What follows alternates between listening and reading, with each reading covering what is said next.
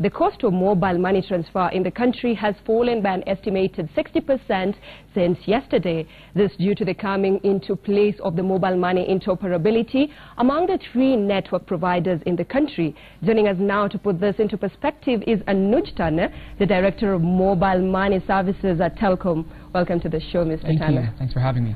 I'd like to start by asking you, how is this model of the money transfer beneficial to consumers in this country? So I think it's massively beneficial. If you think about mobile money in the same way you think about calling or voice or SMS, customers need the freedom to be able to transact and send across networks, really.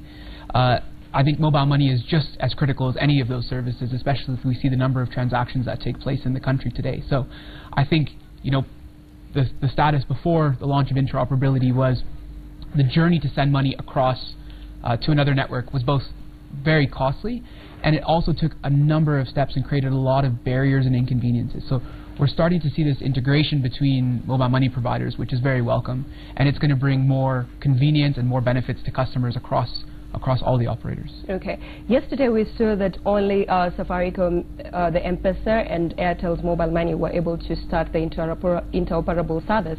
But when do we expect Tcash to join in? So we're working very hard right now with our fellow operators on testing and implementation. We're very keen. We've been part of this process in terms of driving the principles and driving, you know, what the model will look like. Obviously, as a new licensee just launching our Telkom's mobile money service, Tcash, recently, we're now in a position to be able to sort of expedite those integrations. So, you know, we're very hopeful that in the coming months we'll be joining.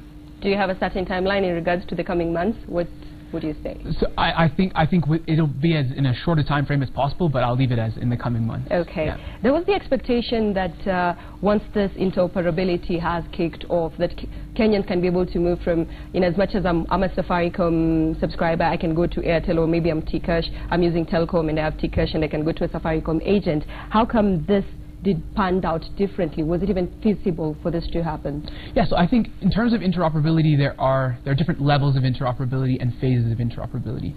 Money transfer interoperability is probably the first step and the most common step. It's what you've seen in our fellow markets in Tanzania, for example, and you know, now it's come to Kenya. Now, I think personally and as an organization, we think there's still a long way for the industry to go. And what you're discussing in terms of agent interoperability and providing that level of convenience, and I would say even further merchant interoperability and providing that convenience to customers is something that's I think as an industry we need to pursue, and certainly as Telkom we're going to be driving and pushing that agenda forward as much as possible. Okay.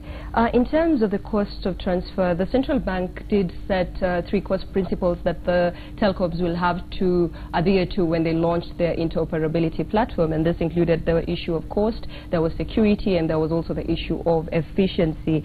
Are all industry players in agreement that this is the way forward, especially when it comes to efficiency, that once someone moves money to another subscriber, there will be no delays?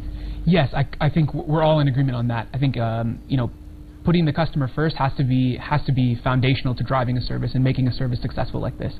Especially when you're dealing with something as sensitive as money, everyone takes that very seriously, and so the customer needs to be able to see, you know, real-time transfer of funds. In the same way, you know, it's completely identical to what you would see on your own network as well. So I think there's agreement there, and I think on the pricing side, it's key that you don't create any barriers to the uptake of this type of service, and pricing is one way of creating a barrier. So I think everyone's done a fantastic job in making sure that the rates both within your network and off your network are the same, and it'll allow, you know, the seamless integration of money transfer to occur.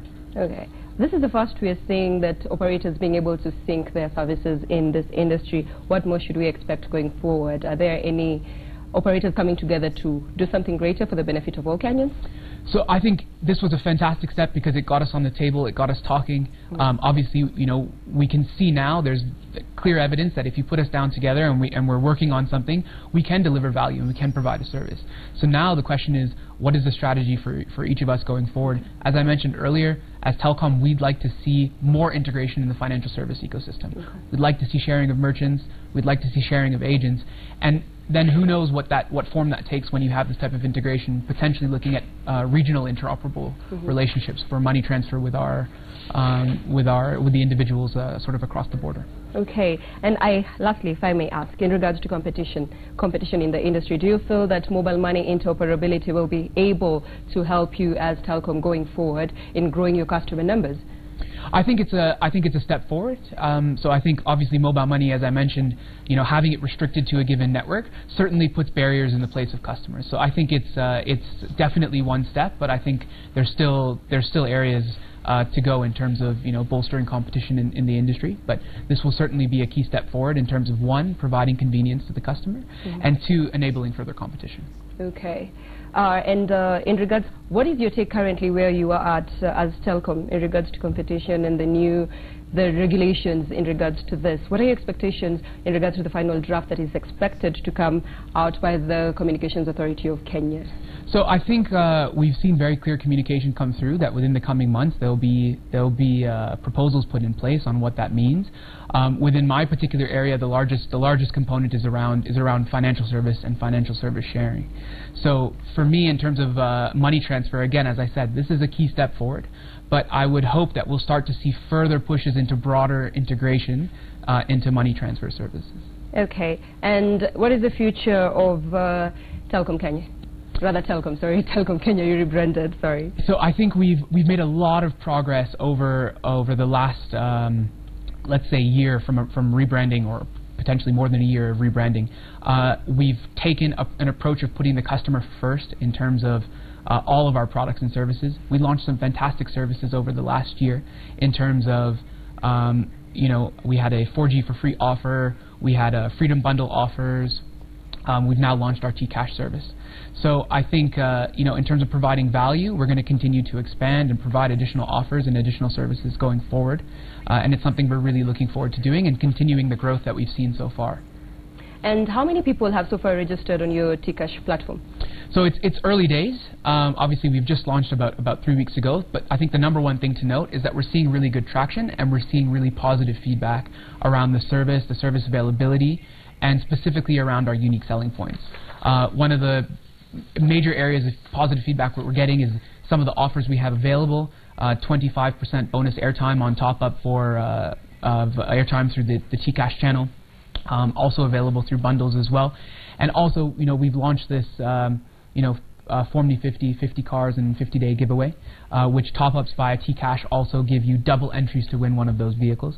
So I think that's providing fantastic value for the customer. And on the product side, we've seen a lot of really positive feedback around our unique selling points in terms of the experience around payments, the experience around not having to enter till numbers, and creating error-free user journeys, and sort of price transparency, where we allow customers to see exactly what they'll be charged for a service before they transact with us. And we also allow them to see the name of the recipient they're sending to. So we've provided a lot of usability benefits which put the customer first, put them in mind, and I think we're really starting to see that traction there. Okay. Yeah. We have seen your competitors move into microloans, and we're just interested in finding out, are you planning on joining or moving into that space, giving your consumers microloans, and are there any partnerships of any banks you're looking into? So I think integration to banks in general is a big part of our strategy. Now, the approach that we've taken is to say that, as Telkom and as T-Cash, we want to be an open and collaborative partner. So in many ways, we need to start driving this partnership opportunities with various financial institutions. And I think over the next year, as well as the coming months, we have an aggressive strategy around providing additional products and services on a roadmap. I think you could see definitely broader access to financial services and integrations with banks as being integral to that. So we do have a strategy in terms of driving those products and services. In terms of a particular financial institution, again, our approach is we want to partner with as many different partners as possible, and not just restricted to banks, but also looking at the Kenyan development and startup community, which is really emerging and actually getting very mature, and looking at how we can engage some of their innovations with our innovations as well to see how we can provide better value in the market. Okay. Thank you very much, Mr. Tannas. We do wish you all the best. Thank you.